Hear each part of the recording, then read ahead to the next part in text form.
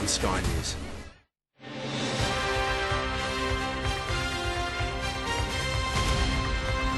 Welcome back to Small Business. Well, social media marketing is now incredibly important for businesses, both big and small. And with so many different platforms for social media now, many small businesses struggle to keep up to date and find their customers. Well, Sky News business reporter Harry Frost asked social media marketing consultant Steve Hubbard from the Melbourne-based The Marketing Network whether Facebook and Twitter were the best way to go for small business. I tend to say, the Pareto principle is probably a good way to look at it. So Facebook is king, 14 million plus Australians on Facebook, so there's no doubt about that. Twitter just goes so nicely with it and is very good around placing what area you're actually in. But I guess it just depends on the strategy and also where you are in your business. Particularly the marketing network, the LinkedIn side of things is really key. Like for the people that I talk to, because all businesses ultimately are made up of people. And LinkedIn is just the best marketing tool from a professional's point of view that you could ever find. So, really for me, if I'm interested in doing doing business or speaking with someone, I might look them up on Google nowadays, the old days of, personal brand, and you Google your own name. Well, pretty much that's what comes up, LinkedIn. And so LinkedIn is a great way of finding out who's at companies. If you've got their business card and you've been to events, you can actually connect with them afterwards. But the opportunity is with LinkedIn at a personal level to really connect. But certainly Facebook and Twitter are the two key vehicles. And I guess the main one, and the main reason I say Facebook 80-20 is because Facebook advertising now is A, very affordable, B, very, very easily targeted within a local area. And I think because it's Facebook and people know there's over 1 billion people and it's Facebook, so they get a bit worried of how do you go about managing that platform. So what I tend to do is work with them on a strategy that says, okay, you need to have a habit of social media, on a daily basis or every second day, whatever that might be.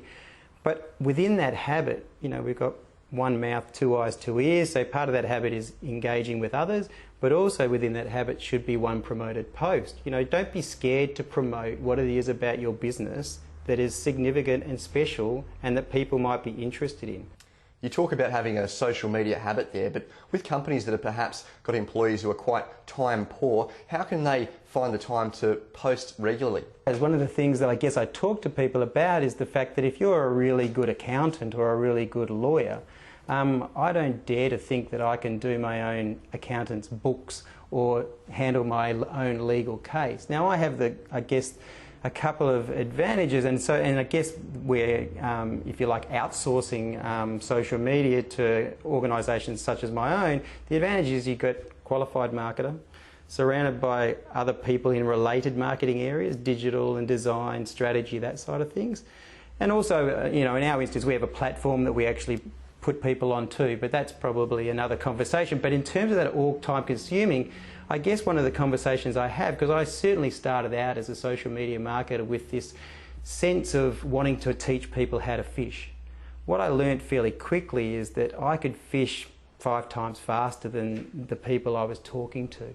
And so whilst I do encourage and like to be able to train people within organisations, the issue becomes is that if you're not used to using platforms such as a Hootsuite or knowing what message you're going to give and knowing what your actual objectives are, then the likelihood is that you may, even if you get a lot of likes and you get a lot of even engagement, it ultimately may not improve your bottom line on your business. And ultimately, let's face it, all marketing and communications, if you're business related, presumably comes back to the fact that you wanted have some return on investment. So if someone in your office is spending 6 hours on Facebook and they can't tell you that as a result of that 6 hours on Facebook you've had X amount of phone calls or inquiries or sales leads, then really that 6 hours, as you said, would probably be a waste of time.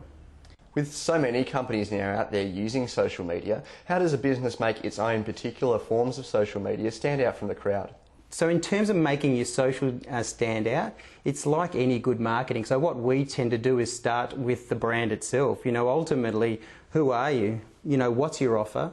and who are your customers, who are you targeting. So in terms of, if you don't know those three things to start with, there's an old saying in advertising that good advertising makes bad products fail faster. So effectively you kind of got to know who you are and what your offer is going to be. Then obviously if you're going to get on social media in the first place, well, make sure that it's on brand, you know, and one of the things, you know, whether that's your cover picture, your profile picture, your tabs along the page, and obviously that's the design side of things, but on message, you know, what is your local business all about and why are you unique? You know, you're trying to use a tool there to be, you know, to gain some competitive advantages and let your community know why you are unique. And so I guess in terms of the way you can get ahead is by making sure that, you know, the messages you provide are of some value to the people that are going to read them, that the design is of a design that's going to attract them to your site, that you're going to engage, that you're not just going to be one mouth talking the whole time, but if someone likes something that you write or makes a comment, that you're going to respond, you know, that you're going to basically engage. Because, you know, marketing ultimately two things, you know, it's about acquiring customers, but let's face it, once you've got customers, you want to keep those customers. Steve Hubbard, thank you for joining us today on Sky News Business. Thanks a lot, Harry.